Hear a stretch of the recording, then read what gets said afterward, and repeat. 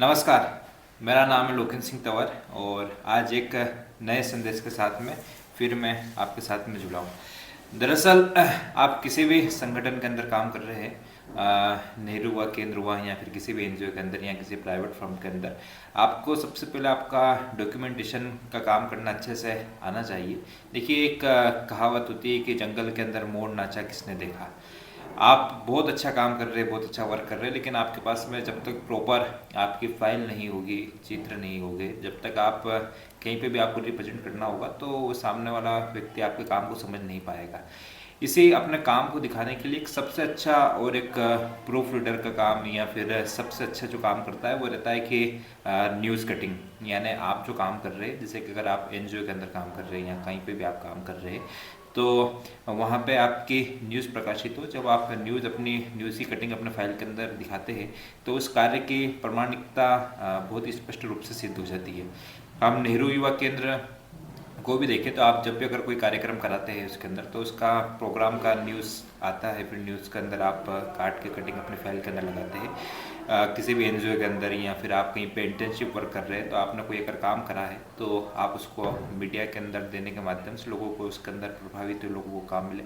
अब सबसे बड़ी समस्या ये रहती है कि कई स्टूडेंट या कई विद्यार्थी पूछते हैं कि हम न्यूज़ को कैसे प्रकाशित करें या फिर हमारा काम मीडिया तक कैसे जाए। देखिए, इसके विभिन्न सोर्स है कि किस प्रकार से आप अपने काम को दिखा सकते हैं, बता सकते हैं। लेकिन सबसे पहले आज हम बात कर सकते हैं कि आपको रिपोर्टिंग का काम आना चाहिए। क्योंकि मैं एक मीडिया का छात्र रहा हूँ और नई दुनिया जैसे अखबारों के अंदर और विभिन्न अखबारों के अंदर मैं इंटर्न के रूप में काम कर चुका हूँ, तो कहीं ना कहीं एक मैं न्यूज़ लिखना, और चूँकि मैं भी एक फाइल मेरी बनी हुई है और हरदम मैं न्यूज़ वगैरह लिखता रहता हूँ उसके लिए, तो मेरी आज कोशिश ये रहेगी कि मैं आपको बताऊँ कि किस प्रकार से आप किसी भी संगठन के अंदर, ऑर्गेनाइजेशन के अंदर, तो अपना काम दिखा के कैसे लोगों को प्रभावित कर सके इसके अंदर।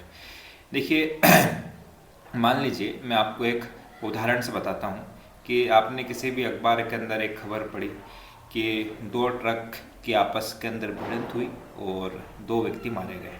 आपने सिर्फ ये व्हाट्सएप पे पढ़ा या कहीं पे फेसबुक पे पढ़ा, ट्विटर पे पढ़ा, आपने ये दो चीज़ पढ़ी, तो अब आपके मन के अंदर प्रश्न आएगा कि दो व्यक्ति मरे तो मरने वाले व्यक्ति कहाँ रहते थे, कहाँ से आ रहे थे, ट्रक कहाँ से आ रहे थे, उसके बाद में क्या ऑन द स्पॉट ही उनकी मौत हो गई या फिर उनके ऊपर कोई मुकदमा दर्ज हुआ। तो यह रहती है पाठक के मन की जिज्ञासा। तो आपकी किसी भी फाइल की फॉर्मेटिंग जब तक अधूरी मानी जाती है जब तक पाठक के मन की जिज्ञासा का अंत ना हो, और जहाँ पाठक के मन की जिज्ञासा का अंत हो गया, आपकी खबर का फॉर्मेटिंग पूरा हो गया। इसी को हम, इसके लिए मीडिया के अंदर एक सूत्र रहता है, कब, कैसे, कहाँ, किसने, किसको।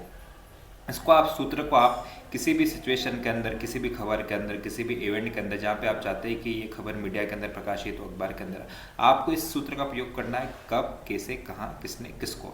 अब इसके अंदर सारी चीज़ों का विवरण आ जाएगा। जैसे कि जो ट्रक वाली घटना है उसको अगर हम इस सूत्र के अंदर पिरोगे तो उसके अंदर आएगा कब।